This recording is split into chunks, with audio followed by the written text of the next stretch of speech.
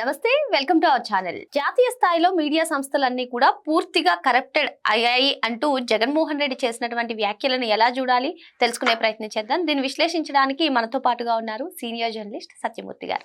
నమస్తే సార్. నమస్కారం అండి. సార్, ప్రజాస్వామ్యంలో ఫోర్త్ పిల్లర్ మీడియా సంస్థలు అంటారు. మరి రాష్ట్ర స్థాయిలో కాదు, జాతీయ స్థాయి మీడియా సంస్థలను ఉద్దేశించి మీడియా సంస్థలు అన్ని కూడా కరప్టెడ్ అంటూ జగన్మోహన్ రెడ్డి చేసినటువంటి కామెంట్స్ ని ఎలా చూడాలంటారు? ఆయన ఒక మీడియా నడుపుతున్నాడు కదా, మరి ఆ మీడియా కరెక్ట్గా ఉందా, చక్కగా ఉందా?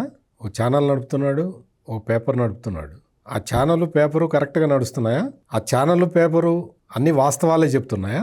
ఇన్సిడెంట్ ఏదైనా జరిగితే ఆ ఇన్సిడెంట్ని కరెక్ట్గా రిపోర్టింగ్ చేస్తున్నాయా? తప్పుడు వార్తలు రాస్తూ తప్పుడు వార్తలు ప్రసారం చేసుకుంటూ ఒక మీడియా సంస్థని నడుపుతున్న ఒక వ్యక్తి ఇతర మీడియా సంస్థల గురించి చెప్పటం, వాటిని విమర్శించటం, వాటి విధి విధానాలని ఎత్తి చూపించటం అనేది నిజంగా మన సొసైటీ చేసుకున్న దౌర్భాగ్యం. వాళ్ళ నాన్న పిసిసి ప్రెసిడెంట్గా ఉన్నప్పటి నుంచి మొదలుపెట్టాడు ఈ దరిద్రాన్ని మొదలుపెట్టాడు. ఆ రెండు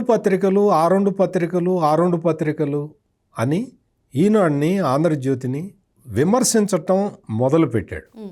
మొదలుపెట్టి అతి నీచమైన కామెంట్లు చేసేవాడు రాజశేఖర్ రెడ్డి ఆ రెండు పత్రికలు అని. అతను ఆ తర్వాత ముఖ్యమంత్రి అయిన వెంటనే ఈ రెండు పత్రికలని మొత్తం అణిచివేయటం మొదలుపెట్టాడు. ఈనాడికి అడ్వర్టైజ్మెంట్లు ఆపేశాడు.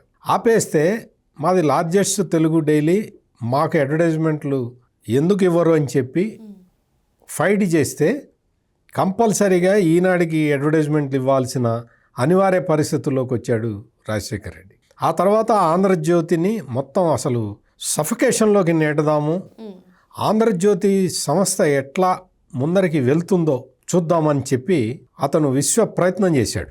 ఏ ఆంధ్రజ్యోతిని?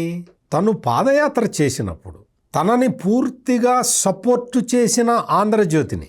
నీ పాదయాత్రలో నువ్వు ఏమేం చేస్తున్నావు, ఎవరెవరిని కలుస్తున్నావు, నీ పాదయాత్రకి ఎంత విశేష స్పందన వస్తున్నది అన్న విషయాలని బయటికి తీసుకొచ్చి వార్తలు రాసిన ఆంధ్రజ్యోతిని కేవలం ఒక కుల ప్రాతిపదికన అణచి వేద్దాము అని చెప్పి ఆ రోజు రాజశేఖర్ రెడ్డి అతి దారుణంగా ప్రవర్తించాడు.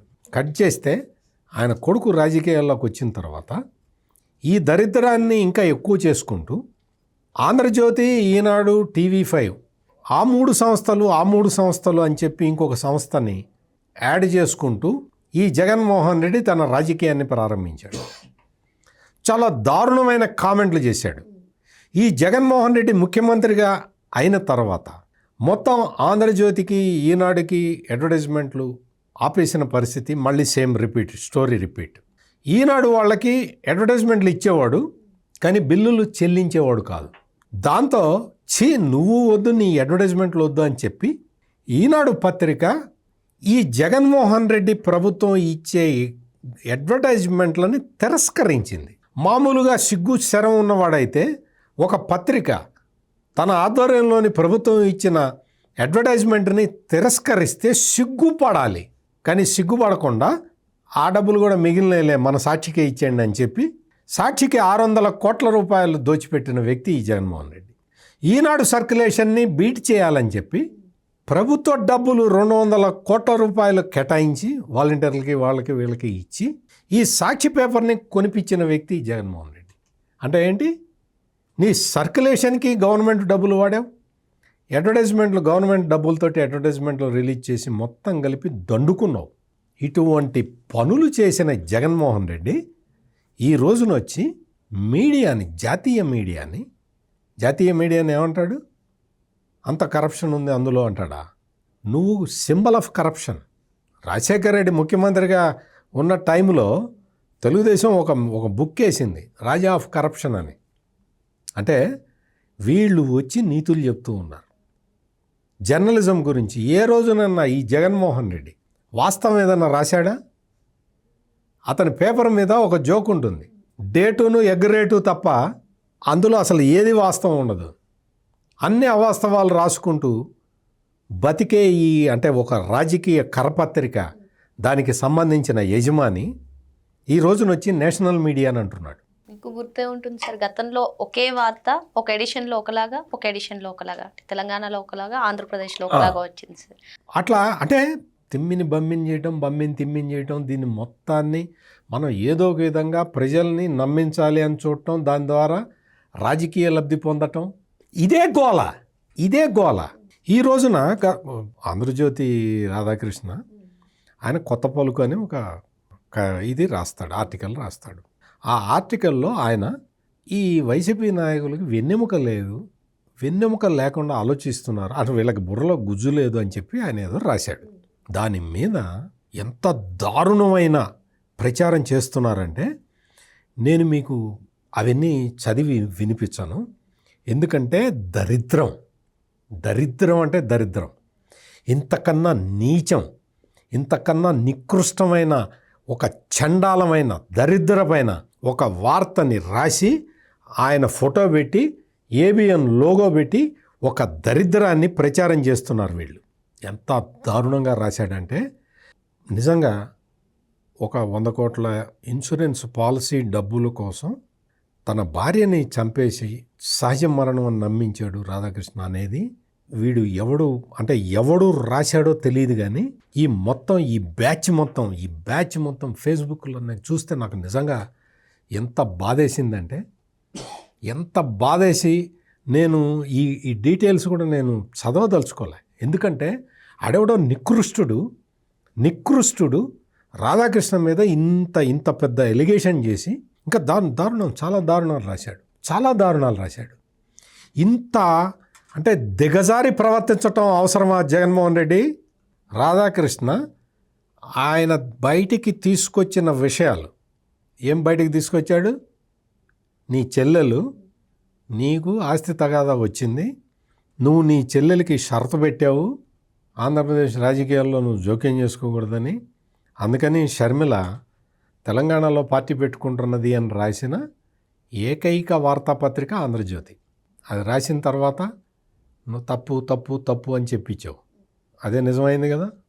ఆ తర్వాత ఓపెన్ హార్ట్ విత్ ఆర్కే అనే ప్రోగ్రాంలో షర్మిల పార్టిసిపేట్ చేసి న్యాయంగా తనకు రావాల్సిన ఆస్తి రావట్లేదు అని మొట్టమొదటిసారి పబ్లిక్లో చెప్పింది ఏబిఎన్ ఆంధ్రజ్యోతి ప్లాట్ఫామ్లో. మళ్ళీ కచ్చా. ఆ తర్వాత నిన్నగాక మొన్న ఈ ఐఏఎస్ ఆఫీసర్లతోటి దొంగచాటు మీటింగ్ ఒకటి పెట్టించావు, దొంగ మీటింగ్ పెట్టించావు. నీ దగ్గర పనిచేసిన ఒక ఉన్నతాధికారి అతని ఆధ్వర్యంలో, అతను రిటైర్ అయిపోయాడు ఐఏఎస్ నుంచి, అతని ఆధ్వర్యంలో ఒక 9 మంది ఇప్పుడు పనిచేస్తున్న ఐఏఎస్ ఆఫీసర్లను పెట్టి మీటింగ్ పెట్టించావు, విజయవాడలో మీటింగ్ పెట్టించావు. ఆ విషయం ఆంధ్రజ్యోతికి తెలిసింది, వార్త రాసింది ఏంటి గూడు పుట్టాణి అని. ఆ తర్వాత ఆ మీటింగ్ని హైదరాబాదుకు షిఫ్ట్ చేశావు అని కూడా రాసింది ఆంధ్రజ్యోతి. అంటే నువ్వు అత్యంత గుంభనంగా ఒక మీటింగ్ పెట్టి ఐఏఎస్లందరినీ రింగ్ చేసి వాళ్ళ ద్వారా ప్రభుత్వ సమాచారాన్ని సేకరించి చంద్రబాబు నాయుడు ప్రభుత్వాన్ని కూలగొడదాం అన్న ఒక పెద్ద కుట్రని భగ్నం చేశాడు రాధాకృష్ణ. దాంతో నీకు భయం పుట్టింది, షేక్ వచ్చింది. ఆ 9 మంది ఎవరైతే అందులో పార్టిసిపేట్ చేశారో వాళ్ళని ఇప్పటికి 3 తీసి చెత్తకుండీలో తీసేశారు, పక్కన పడేశారు. ఇంకా ఉన్నారు, ఇంకా వాళ్ళ మీద కూడా యాక్షన్ తీసుకుంటుంది గవర్నమెంట్. అంటే నువ్వు సర్వీసులో ఉన్న ఐఏఎస్ ఆఫీసర్లని పిలిచి నీ తాబేదారుతోటి మీటింగ్ పెట్టిస్తావా? ఆ మీటింగ్ని ఎక్స్పోజ్ చేశాడు రియల్ జర్నలిస్ట్ రాధాకృష్ణ. దాంతో నీ కుబుసాలు కదిరిపోయినాయి. అందుకని నువ్వు వచ్చి ఏం చెప్తున్నావు? రాధాకృష్ణ మీద ఇటువంటి తప్పుడు వార్తలు, తప్పుడు నీచమైన అతి హేయమైన స్వర్గస్థురాలైన రాధాకృష్ణ గారి సతీమణి మీద నువ్వు ఇంత నీచమైన ఇవి రాయిస్తున్నావంటే అసలు నిన్ను ఏమనాలి? నీకు నిజంగా చెప్తున్నా కదా, జగన్మోహన్ రెడ్డి రాజకీయాల కోసం ఏదైనా చేస్తాడు, తన ఆస్తుల్ని కాపాడుకోవడానికి ఏదైనా చేస్తాడు, ఎంతకైనా తెగిస్తాడని ఇంకొకసారి రుజువైంది. ఇటువంటి అంటే ఒక మీడియా హౌస్ ప్రతిపక్షం అంటే ఏమేమి విషయాలు బయటికి తీసుకురావాలో అవన్నీ ఒక మీడియా హౌస్ బయటికి తెస్తుంది. అధికార పక్షంలో జరిగే తప్పుల్ని ఎండగడుతుంది. ఇది ప్రధానంగా మీడియా చేసే పని. జగన్మోహన్ రెడ్డి, నీ సాక్షి పేపర్లో నువ్వు 5 సంవత్సరాలు ముఖ్యమంత్రిగా ఉన్నావు కదా, నీ సాక్షే మీడియా అయితే, నీ సాక్షి టీవీ కానీ నీ పేపర్ కానీ జర్నలిజం విలువలకి కట్టుబడి ఉంటే నువ్వు ఏ రోజునైనా నీ పేపర్లో కానీ నీ ఛానల్లో కానీ నీ టైంలో జరిగిన రేపులు కానీ మర్డర్లు కానీ ఎక్కడ నీకు డాక్టర్ సుధాకర్ దగ్గర నుంచి నీ ప్రియమైన శిష్యుడు అతని డ్రైవర్ని చంపేసి డోర్ డెలివరీ చేసిన సంఘటన కానీ ఇటువంటి వార్తలు ఎక్కడైనా వచ్చినాయా నీ పేపర్లో? ఏ రోజునైనా రాశావా? డాక్టర్ సుధాకర్ చనిపోయింది, సుధాకర్ చనిపోయాడు అనన్నా రాశావా? నీ డ్రైవర్ సుబ్రహ్మణ్యాన్ని చంపిన వ్యక్తి గురించి నువ్వు రాశావా? జైలుకి వెళ్ళి వచ్చాడు కదా, రాశావా?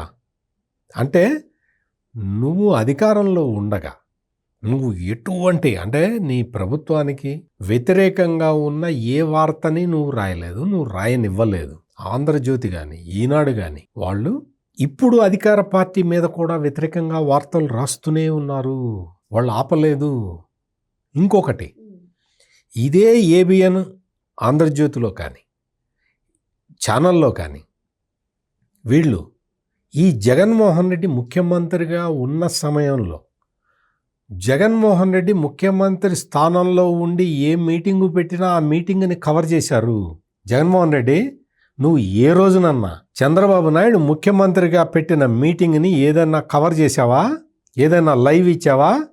నువ్వు చూసుకో, ఏబిఎన్ ఆంధ్రజ్యోతిలో నువ్వు ముఖ్యమంత్రిగా ఉండంగా నీ లైవ్లన్నీ ఏబిఎన్లో ఇచ్చారు, ఈనాడులో ఇచ్చారు, ఇప్పటికీ ఇస్తున్నావు. నువ్వు ఏదైనా ప్రోగ్రామ్కి వెళ్తే ఆ ప్రోగ్రాం వార్త నీ ఛానల్లో కన్నా ముందర వస్తుంది, ఏబిఎన్లో, ఈనాడులో వస్తుంది, టీవీ5లో వాళ్ళు కూడా వేస్తారు.